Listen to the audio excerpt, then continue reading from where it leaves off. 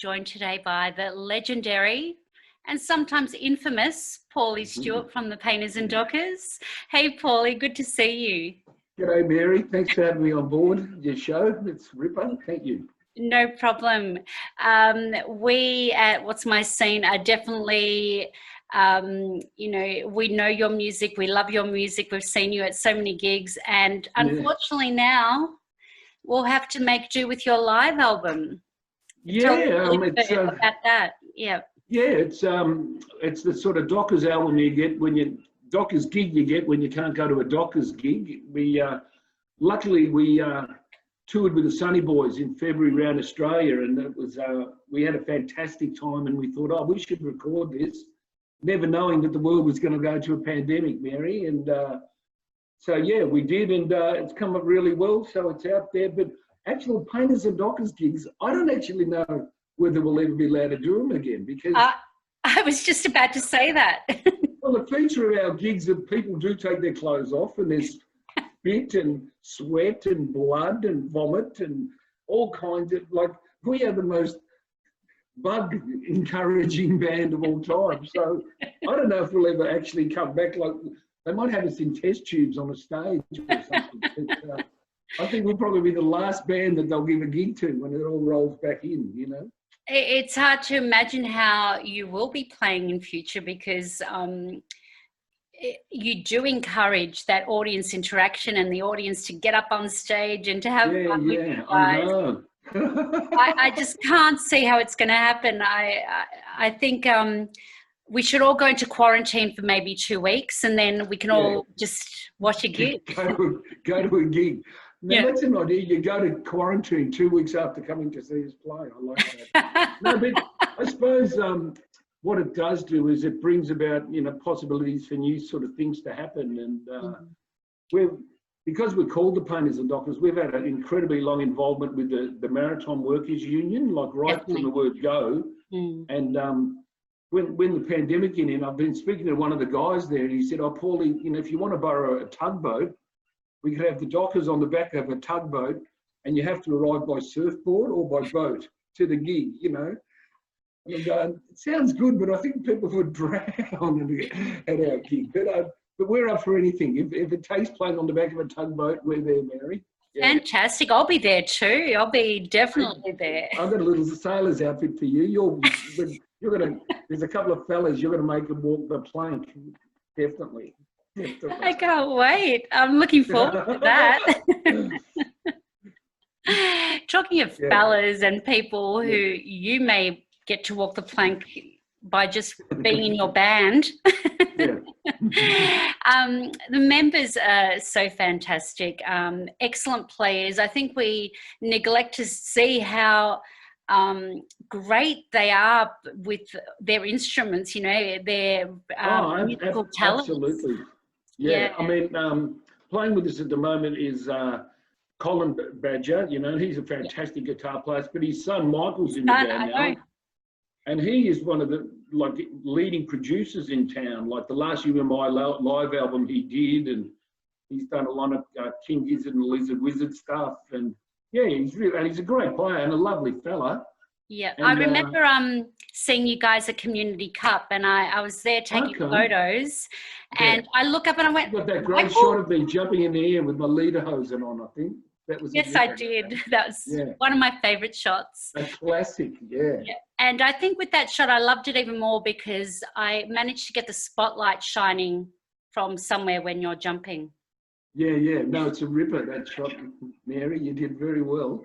But Michael played that day, obviously, and but also we've got a chap in the band now called Richard Bredbeer, who's a bass player. He's amazing. You would have seen him in about 100 bands. He's so in demand, but he's such a lovely fella as well. And the thing about the Painters and Dockers band is everyone really is in the band. Like, I think, if you listed everyone who's ever been on stage, like singing a song or playing an instrument with us, it'd be over 300 people. Definitely. That's half the thing why we started in the first place was, the punk ethos. Anyone can do this stuff. So we have always loved getting crowds involved and I think you're just about due a song, aren't you, at some stage, Mary? I reckon. Yeah. But That would be lovely. we've also, on this live album, we also had some special guests, Jenny Pineapple, who's a legendary punk girl who used to live in Melbourne, who lives in Brisbane now, and she's a wild thing. She's on saxophone, and Sonia on trombone. Amazing. And Michael's girlfriend, Darlie, who plays with the Bats, because on one of these gigs, Richie couldn't make it, she just jumped up and filled in. Like, you would have thought she'd been playing with us all her life, you know, but, you know, she's, you know, in her early 20s. And I must admit, all the old boys in the band that day, Mary, they're all jumping a bit harder and trying to be a bit more groovy, you know. But you've got to love it. I love it.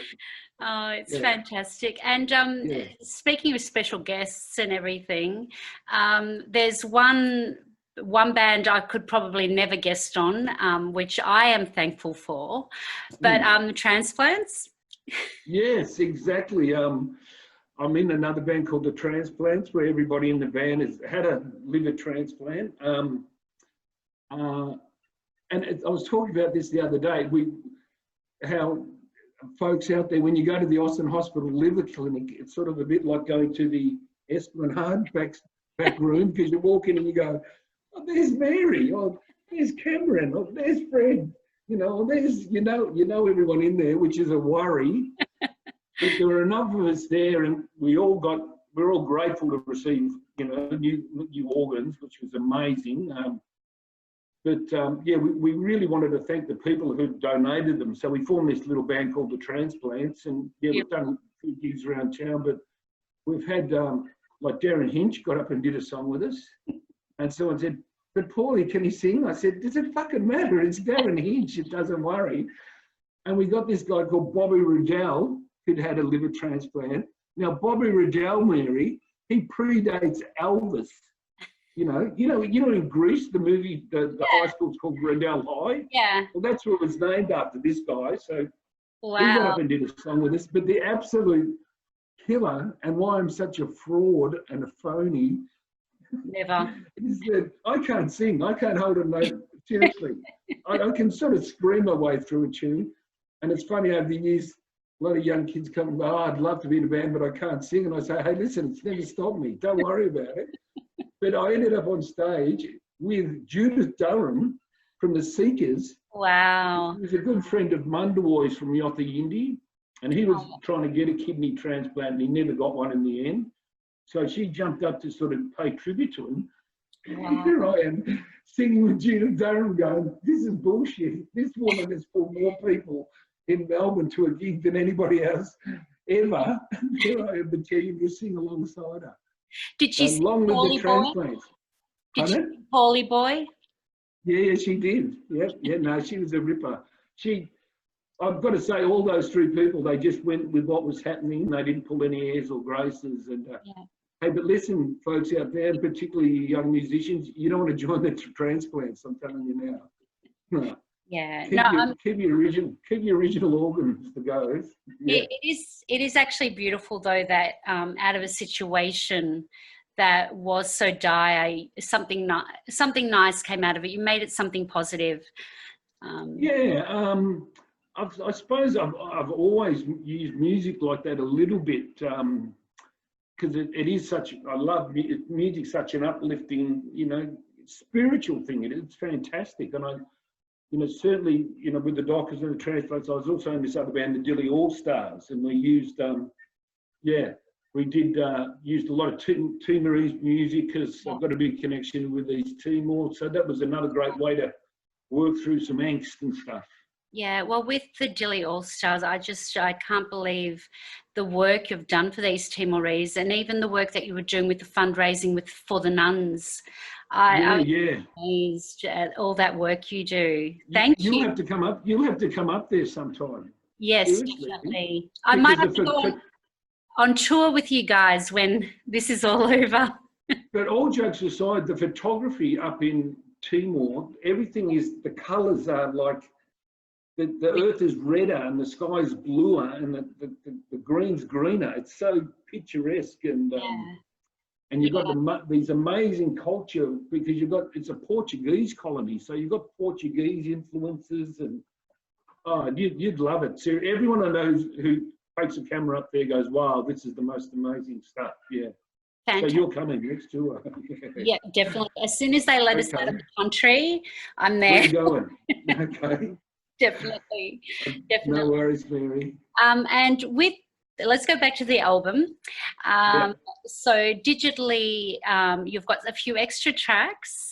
Yeah, 3 extra tracks on the digital version, which is, something a bit different. But, like I said, it's just a good thing to get out to, people should get it, put it on loud and pretend you're at a Dockers gig, I think. Yeah. Definitely, but then where would the fun be? Well, somebody said, they keep trying to get us to do a Zoom Dockers gig, and I'm going, no, you'd have to drop off like, a couple of jars of KY jelly, some, handcuffs, some, rubber masks, some stock whips, just to get the vibe, like, I don't think we'd work just all doing it to Zoom, No, I doubt it. And I don't know about half this music on Zoom. If I see another prick playing Imagine, I'm going to fucking top myself. It's supposed to be uplifting, Paulie. It's supposed to be. Yes, that's right. Yeah. I know. No, I really like, have you started doing some originals now? Have you been working on something else now? Yeah, we've got a whole sort of heap of stuff that as soon as the thing lifts, we'll get into a studio and whack some ideas down. But, fantastic, because even that's still such a great thing to write songs. What a great gift I was given, that we can come up with songs. It's fantastic. Yeah, that no one else can. No. So no, we seem to have a lot of subjects just to ourselves, the Dockers. What do you think of the new show, Sound? The sound? Yeah. I actually really like it. I like Jane Gazzo. I like that we're starting to bring in Australian musicians and acknowledging them, but not only the ones who have already made it, so to say, but also up and coming bands. Yeah. When are you going to be on it? When are you on it? I think we're banned for life. We're banned from Rockwiz. We're banned from a few places. The Dockers. What did they say? They said we were too unpredictable. Which is, we've been called worse than that. But I think that Sounds is a great show, as it incorporates the old and the new, and it's like Countdown, which I grew up on, and the Dockers actually got to host one time Countdown, which was the moment I went fuck, because to my 2 brothers and sisters would every Sunday night we'd be in our pajamas eating toasted sausage sandwiches, watching Countdown, and to be on it, I just went, wow, this is the ultimate. You've made it. And Molly was such a great guy too, I've got to say, and he actually went on to have a Tea Marie's boyfriend for a long time. Wow, okay. Yeah, and this guy, I got to know him really well. I knew where he came from and stuff like that. Yeah. Roy, he was a really good guy, Yeah. Oh, connections. That's great. Yeah, that's it, buddy, I know. I remember seeing you on Countdown. That was fantastic. And really? the first time I saw you guys live, it would have been at a uni gig, but then one that I was really so proud of you guys as well. Wow.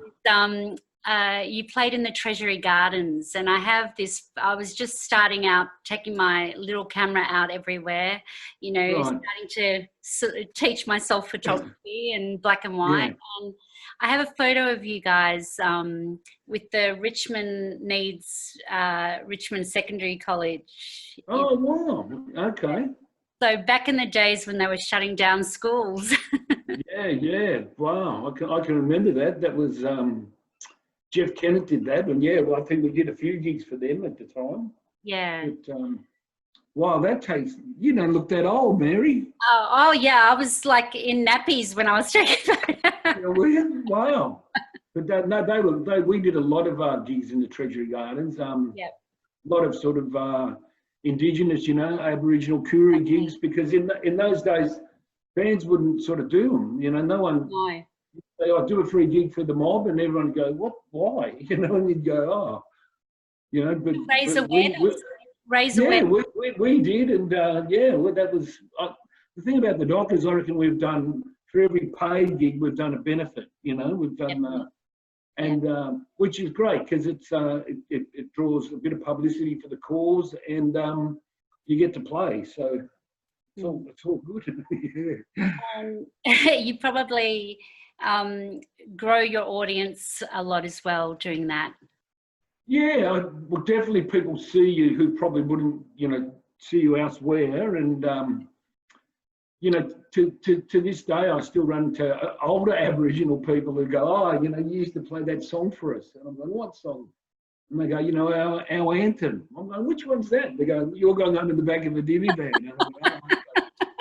Because all the black fellas used to love that song, and, you know, it meant a bit more to them, you know. But yeah, I think with most of your songs, you know, they start and there's a chant from the audience. Yeah. They all know the song. They all know what's coming. And we have been doing it for a while now. I know.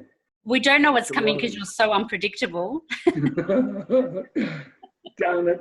Yeah, never mind. I'll let you go. Good luck with the new album. Thanks, Mary. You really appreciate your support and your photos, and mate, that'll end up in the portrait gallery one day. That leading hose and shot. Okay, so look out. I'm so glad you liked it. Thank you. I loved it, buddy. Thank you, Mary. And I have ordered my album. Hopefully, it comes soon. Great. Can't wait. The cover of it. The two frogs fucking, yeah. Yeah. Well, how did that come about? Because Dave, our trumpet player, is like a frog expert. Seriously. The true story, he has twice won Australian National Geography Teacher of the Year. He's an expert on frogs and birds. Seriously. There is such a thing as Geography Teacher of the Year? Yeah, and he met Peter Garrett when he was the Environment Minister. Right. And he took along his A Midnight Oil album to sign. And Peter Garrett said, "Only if you sign my Dockers one." So we were like, wow. We didn't even have one of our records. Fuck, you know. Fantastic. That is amazing. So I blame you about the frogs having sex. Don't look at me. Blame Dave Pace. Yeah. Well, it's an excellent album, what I've heard so far, and I can't wait to get my hands on it. Good. Yep. And good luck with promoting it, and I can't wait to see you guys live again. Cool, mate. When you get the album, zoom me back and I'll jump around the lounge room like I'm doing it live for you, okay? A private show. Private lap dance, Mary. Yeah. Thank you. Good on you, darling.